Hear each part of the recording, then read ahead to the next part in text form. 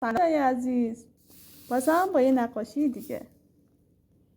یه پیشی ناز خوشگل با دایره میکشیم.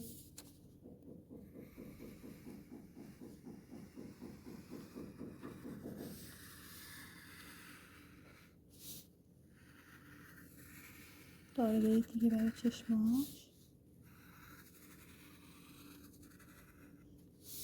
مثلث برای گوشا، یه مثلث دیگه.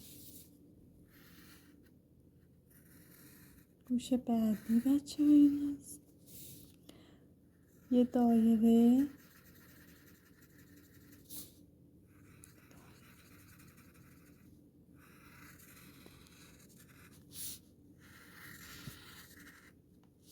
خب برای دماغشم یه دونه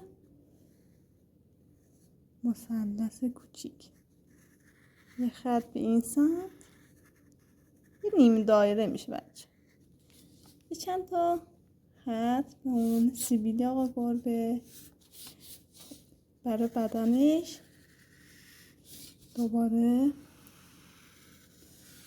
چه بگیم، یه بیضی چاق، یه بیضی برای دستش، یه بیضی برای دستش، دومش هم که این کنار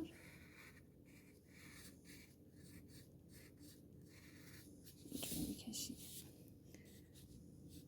پنجه های خب برای رنگامیزیش بچه ها به هر رنگی که دوست داشتی میتونه رنگش کنی. من یه خورده این گوشه هاشو صورتی میکنم.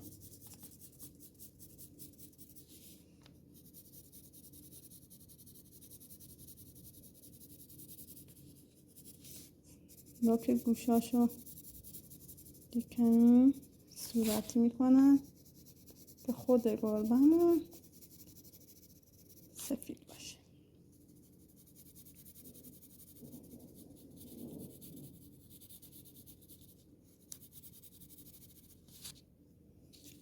اطراف بدنش یک کوچولو صورتی، این فقط برای نمادار کردن گربه داریم میکشیم، وگرنه که ما میخوایم گربه‌مون سفید باشه. چشماشو یه دونه آبی ناز برای چشاش میکشیم.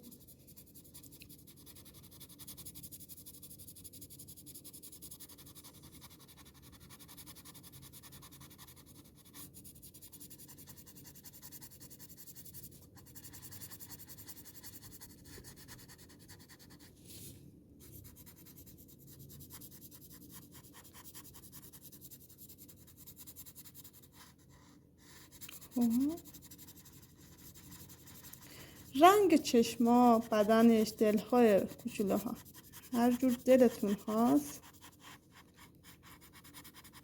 نقاشی رو رنگ. داخل چششو یک سبز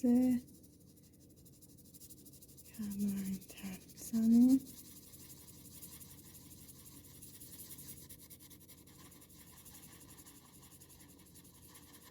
چش دیگرش هم همینجوری بچه رنگ کنیم. بدنش هم اگه دوست داشتین شما سفید باشه، دوست داشتین رنگ دیگه بکنید.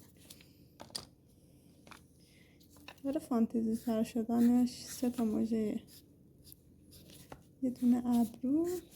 اینم یه نقاشی گربه. خدا نگهدار بچه های عزیز.